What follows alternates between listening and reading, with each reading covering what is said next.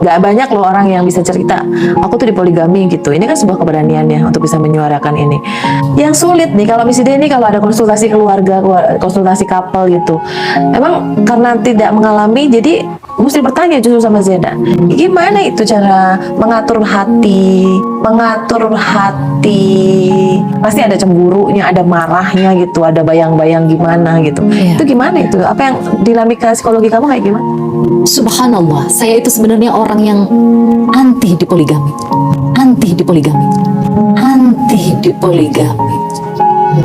Saya itu sebenarnya wanita yang sangat membutuhkan dan mengharapkan figur yang setia.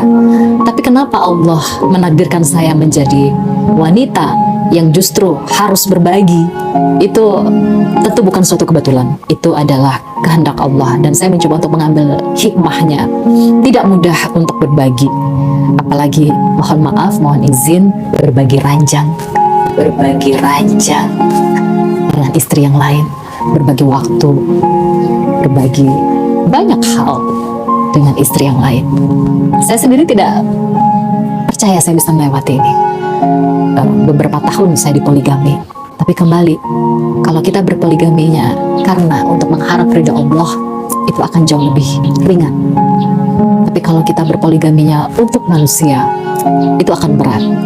Jadi nggak usah jauh-jauh bagaimana proses poligami. Saya udah mau dipoligami aja, saya itu udah bingung. Kenapa kok saya sampai bisa dipoligami?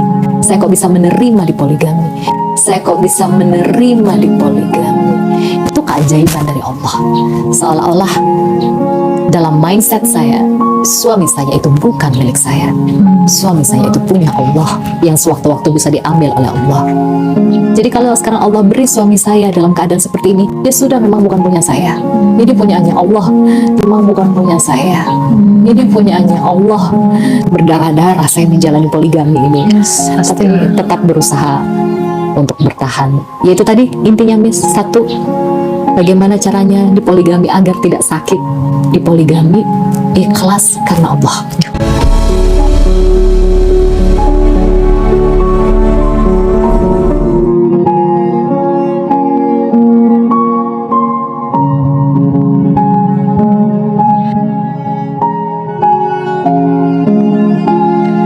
Assalamualaikum warahmatullahi wabarakatuh. Kita jumpa lagi di I Know You From Your Heart bersama Miss Hidai.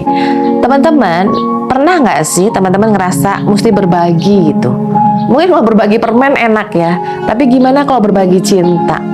Nah, ini Miss Hidai mau cari tahu nih dari sahabat Miss Hidai yang merasakan sendiri, sehingga dia bisa cerita dari hatinya. Ini dia Zaida Salim. Halo. Halo, Miss. Assalamualaikum. Sehat ya? Waalaikumsalam warahmatullahi. Alhamdulillah, ala kulli hal sehat. Gak apa-apa kan ya, kita sharing-sharing tentang pembagian nih. Sudah sehat ya? Alhamdulillah. Jadi kita mau memotivasi teman-teman yang temanya nih, bagaimana sih kalau menjadi perempuan yang dia harus berbagi cinta.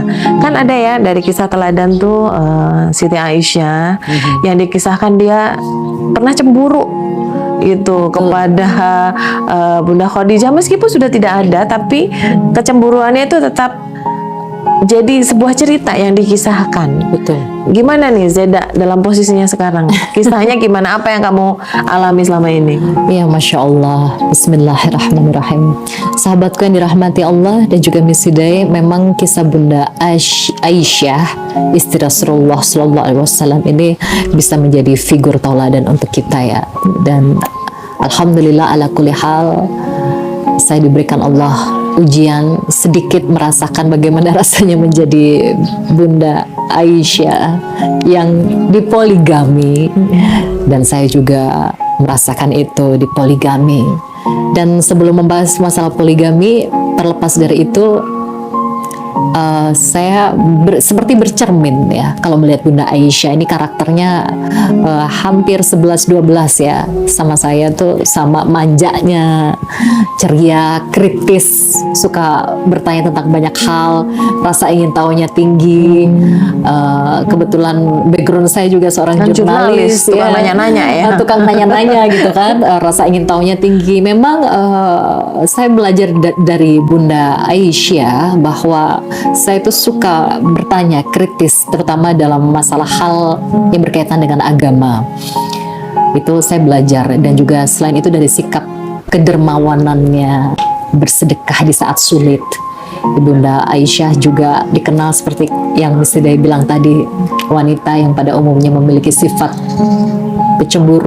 kecemburuan kepada istri pertama Rasulullah Habibi, Bunda Khadijah. Saya juga merasakan hal yang sama.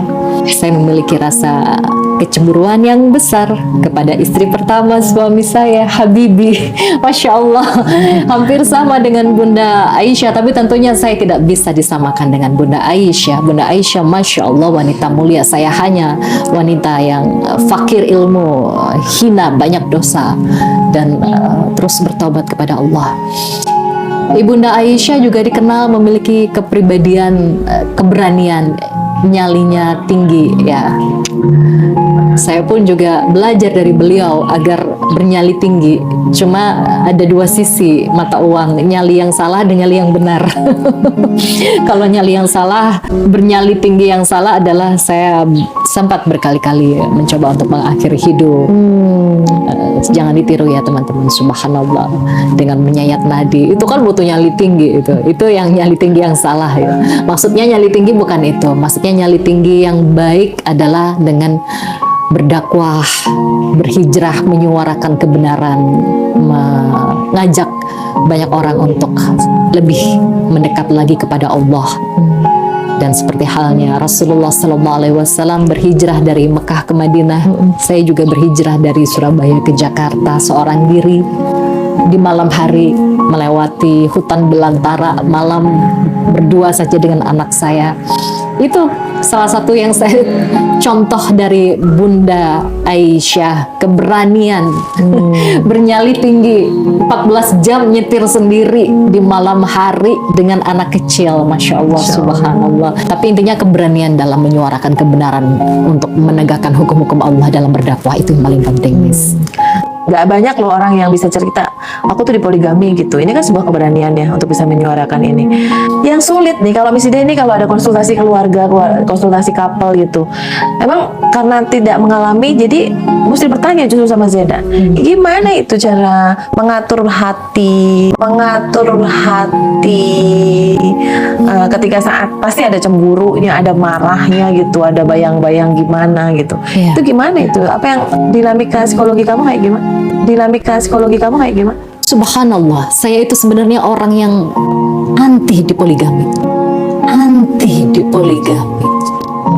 Saya itu sebenarnya wanita yang sangat membutuhkan dan mengharapkan figur yang setia.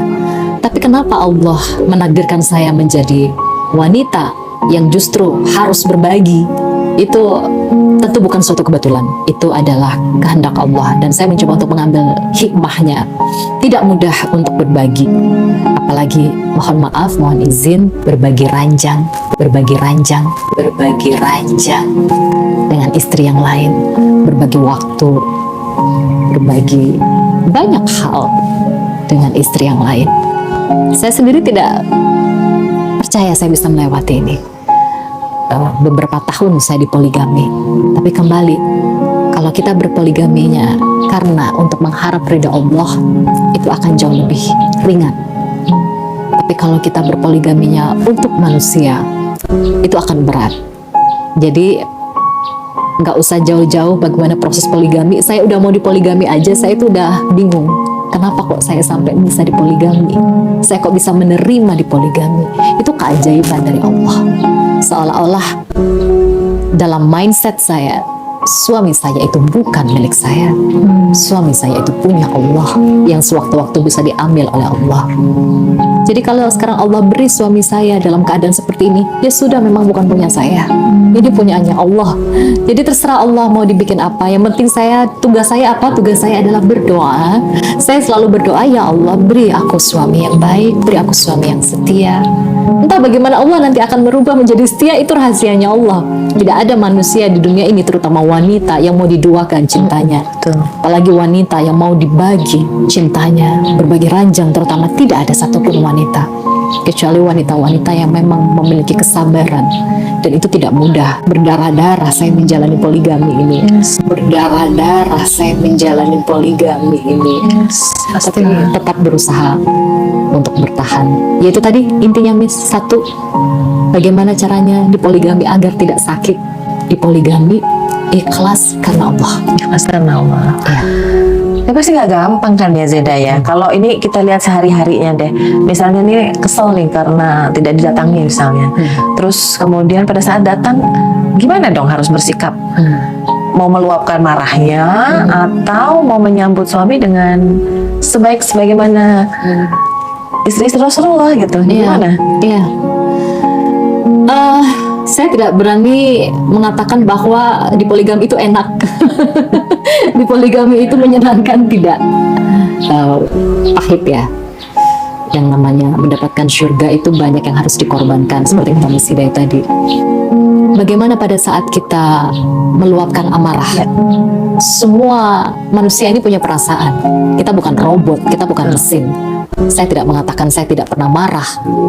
Marah pasti ada di saat saya tidak ditemui, di saat diperlakukan secara tidak adil, karena Allah memerintahkan poligami boleh, tapi syaratnya adil. Tapi saya tidak mendapatkan keadilan di situ. Kemarahan, kekecewaan, itu campur aduk di sini. Bagaimana cara mengelolanya? Berzikir dengan Allah. Luapkan semuanya ke Allah. Saya itu paling jarang nangis di depan orang kalau bukan benar-benar orang yang saya percaya dia bisa memahami saya. Saya lebih banyak menghabiskan waktu berkhalawat berdua dengan Allah, bermunajat dengan Allah, meluapkan semua amarah saya, kekecewaan saya hanya kepada Allah. Ya Allah, saya disakiti. Ya Allah, saya diperlakukan tidak adil. Ya Allah, ya Allah. Bermunajat kepada Allah. Itu cara mengelola emosi, berzikir. Jadi ada hikmah di saat saya tidak ditemui oleh suami, di saat saya berbagi suami dengan istri yang lain. Saya mencoba mengambil hikmah positifnya adalah saya bisa menyibukkan diri beribadah kepada Allah. Saya bisa berpuasa. Kalau ada suami, susah kalau mau puasa.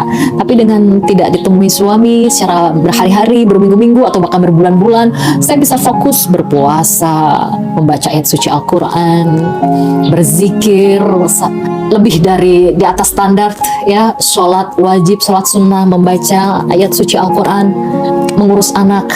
Kita fokus walaupun ada amarah di situ, pasti ada amarah. Sampai kadang saya berada di titik terendah, saya merasa sudah capek di dunia ini. Ya Allah, dunia ini hina. Mengapa saya harus berbagi, merasakan rasa sakit seperti ini? Ternyata bayangan saya berbagi itu tidak hanya selesai berbagi dengan istri yang lain, ternyata lebih dari itu. Banyak hal yang harus dikorbankan. Itu Masya Allah butuh kesabaran, dan kalau pakai nalar manusia nggak bisa tulis. Itu butuh keajaiban mukjizat dari Allah. Dan selama ini alhamdulillah ala kulli hal Allah selalu menolong saya, menguatkan hati walaupun jatuh bangkit lagi, jatuh bangkit lagi, jatuh bangkit lagi. Masya Allah. Dan marah itu kan energi ya. Kalau yang aku pahami begitu, marah itu energi yang besar. Makanya kalau kita marah bisa mecahin barang, bisa ngapa-ngapain. Tergantung bagaimana kemudian kita menggunakannya. Dan alhamdulillah Zeda justru menggunakan energi tersebut untuk kayak gini ya, hal-hal yang positif, menggunakan kecerdasan Zeda untuk bisa berbagi, memotivasi dan sebagainya. Maka jadi menjadi hal yang positif gitu. Mudah-mudahan menghilangkan nih setan-setan yang tadinya mau membisik-bisikkan gitu kan. Zeda ada pernah satu titik di godang setannya sampai seperti apa tuh Zeda? Tuh ceritain dong.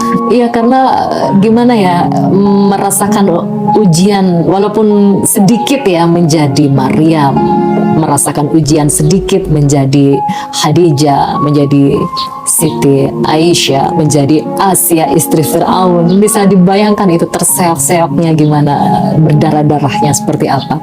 Saya berada di titik terendah di mana saya bilang pada Allah, ya Allah, saya sudah capek ya Allah, saya tidak mau lagi ada di dunia yang hina ini. Rasulullah berkata, dunia ini hina, lebih hina dari bangkai kambing. Tapi seperti ada yang berbisik dalam hati, seolah Allah memberikan hidayah. Zeda sabar, sebentar lagi sabar. Dunia itu berputar, sebentar lagi kamu akan bahagia. Sabar, tahan sedikit lagi gitu. Jadi itu yang memotivasi saya pada saat bermunajat dengan Allah. Ini tidak akan lama, oke lah 35 tahun saya menghabiskan hidup ini dengan air mata, dengan kisah-kisah yang mungkin menyayat hati, tapi lebih banyak yang harus saya syukuri. Saya bisa merasakan nikmat iman dan takwa itu jauh lebih mahal dari dunia dan seisinya. Sampai saya pernah ada di titik itu, Miss. Ya Allah, saya tidak mau lagi ada di dunia yang hina ini. Ya Allah, peluk saya, rangkul saya, ambil saya. Ya Allah, matikan saya dalam keadaan husnul khatimah. Itu sambil menyayat nadi itu, tapi akhirnya Allah seperti memberikan hidayah pada saya. Sabar Zeda, sabar gitu. Sampai saya melihat mata wajah mungil anak saya merasa di dunia ini orang tidak membutuhkan saya, orang tidak mencintai saya. Saya merasa tidak dicintai, walaupun ada beberapa orang yang mencintai, tapi saya merasa tidak dicintai. Tapi begitu melihat mata anak saya, dia mencintai saya, dia butuh cinta saya, dia membutuhkan saya, menyayangi saya. Akhirnya saya kembali menaruh pisau yang tadinya saya buat untuk niat nadi, untuk beristighfar pada Allah. Astaghfirullahalazim. Tapi dari situ iman makin bertambah. Allah makin banyakkan zikir dalam diri saya. Allah makin gerakkan hati saya untuk menjalankan zikir lebih banyak lagi, sholat lebih banyak lagi, baca Quran lebih banyak lagi, bersedekah lebih banyak lagi, menolong orang lebih banyak lagi. Seperti yang saya bilang tadi, Miss, jatuh bangkit lagi. Dan saya pernah ada, Insya Allah ya, itu perjalanan roller coasternya Zeda ya. Dan satu lagi teman-teman yang perlu diingat, jangan diikutin yang jelek-jeleknya ya. Jadi kalau pengen husnul khotimah nggak gitu caranya. Ya, dan karena tapi kan ina amalu binniat, karena Zeda berniat husnul khotimah tapi caranya salah, ya, maka sama Allah diselamatkan. Betul. Ya kan. Dan justru itu diambil hikmahnya gitu. Dan ya ini harus disampaikan, karena di luar sana klien-klien misi daya lainnya kan juga beberapa mencoba seperti ini gitu. Dan itu bahaya banget, karena kita nggak tahu habis itu kita di sana diapain. Iya, betul. Ya kan? Betul. Kita berpikir menyelesaikan satu permasalahan tapi dengan shortcut, tapi ternyata mungkin kita punya permasalahan yang lebih berat lagi di alam berikutnya. Iya. Makanya jangan gunakan cara itu, tapi justru ambil kata kunci sabar, ikhlas, dan tadi diberi hidayah sama Allah tuh bukan main-main ya. Betul. Karena pasti Allah sayang sama kita. Betul. Gitu ya. Zeda, setelah punya cobaan lagi, punya ladang pahala lagi gitu, hal terbaik apa yang Zeda lakukan? Tadi sudah berzikir, berdoa terbaik untuk pasangan, memberikan yang terbaik gitu. Kira-kira nih kedepannya akan seperti apa nih untuk Zeda agar bisa istiqomah di jalan itu? Iya, kedepannya tentu sekarang ini saya melihat dunia ini hina. Saya lebih fokus pada akhirat sekarang. Surga akhirat itu nanti lebih mulia. Jadi sekarang ini memfokuskan diri untuk berdakwah ya, Miss ya. Saya menghabiskan waktu untuk beribadah, bahkan pada saat mencari nafkah pun kita juga ada dakwah di dalamnya. Kehidupan saya ini sekarang dibalik sama Allah. Kalau dulu pada saat puncak karir, sebelum berhijab, sebelum berhijrah, itu saya sibuk dengan dunia, saya sibuk kerja dari siang dan malam, sampingannya sholat. Ibadah itu buat sampingan. Tapi setelah berhijrah, ini dibalik sama Allah. Jadi bekerja duniawi itu yang jadi sampingan, yang utama sekarang ibadah. Masya Allah. Jadi sekarang saya tuh kadang sedih gitu melihat orang yang sibuk kerja dari pagi sampai malam, bahkan sampai dia tidak menjalankan sholat. Saya bersyukur, I'm grateful gitu. Aku sangat-sangat bersyukur Allah berikan saya waktu yang luang untuk beribadah, berzikir, sementara di luar sana banyak orang disibukkan dengan bekerja dari pagi sampai malam, bahkan bermaksiat, subhanallah. Tapi Allah sibukkan saya dengan beribadah. Masya Allah, itu adalah sesuatu yang harus saya syukuri. Dan hikmah pelajaran yang bisa kita ambil dari kisah ini, Miss, mohon izin saya share kepada teman-teman bagaimana hikmah dari kisahku dan kisah Bunda Aisyah, istri Rasulullah Sallallahu Alaihi Wasallam. Yang pertama adalah mari kita menjadi wanita yang cerdas dalam membela kebenaran, terutama agama Allah. Jauhi maksiat. Itu saya tidak mengatakan saya manusia suci, tidak. Saya tahu bagaimana perjalanan hidup saya, jatuh pada dosa, bangkit lagi, jatuh, bangkit lagi. Kemudian yang kedua, seperti halnya Bunda Aisyah, kita belajar menjadi wanita yang lembut, dan penuh kasih sayang. Tidak apa-apa manja, kritis, pencemburu, itu adalah fitrah seorang wanita. Kemudian yang ketiga, menjadi wanita pemberani dan bermanfaat untuk banyak orang. Seperti halnya Miss Hidayah dulu juga pernah mengajarkan pada saya sesuai dengan hadis Rasulullah SAW bahwa sebaik-baik manusia adalah manusia yang paling bermanfaat untuk manusia lainnya. Ya, itu yang paling penting. Masya Allah. Jadi itu ya motivasi Zeda untuk teman-teman ya dari kisah ini ya. Ya. Dan motivasi dari Miss Hidayah teman-teman, kalau kita dipilih oleh Allah punya banyak cerita, jangan jadi putus asa. Karena Allah memilih pasti sesuai dengan kemampuan orang tersebut. Dan seperti Mbak Zeda diberi cerita yang beraneka macam ini, itu pasti sudah sesuai dengan takaran Allah. Tinggal bagaimana kemudian kita berhusnuzon, berikhtiar, mengikhlaskan, bersabar. Semua yang Allah sampaikan bahwa itu adalah orang-orang yang mulia, dan kemudian diikhtiarkan betul mendekat kepada sang pemiliknya, sang pemberinya, maka insya Allah nanti akan diberi akhir yang baik mudah-mudahan. Ya, dan Insya Allah. itu yang akan menjadi tujuan utamanya karena targetnya adalah akhir yang baik. Betul. Berpikir hidup di dunia dengan cara cerdas adalah menentukan target yang baik, yaitu akhir yang baik. Maka hiduplah dengan tetap bahagia, enjoy whatever you are ya.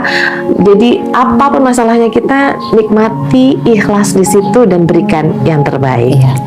Dan mohon izin Miss Hidayah, boleh Zeda memberikan sepatah dua kata untuk sahabat di rumah terkait dengan kata motivasi, mungkin bisa bermanfaat. Sahabat yang dirahmati Allah Subhanahu wa taala, sumber pengalaman terbaik adalah belajar dari orang-orang baik yang takut kepada Allah, yang memahami ilmu Allah dan mentaati hukum Allah. Mentaati hukum Allah. Insya Allah bermanfaat. Oke, terus belajar, terus happy dengan apapun yang Allah berikan, tetap berprasangka baik bahwa Allah memberikan itu sesuai dengan kemampuan kita. Sampai jumpa di episode berikutnya. I know you from your heart, I know you because I love you. Assalamualaikum warahmatullahi wabarakatuh. Waalaikumsalam warahmatullahi wabarakatuh.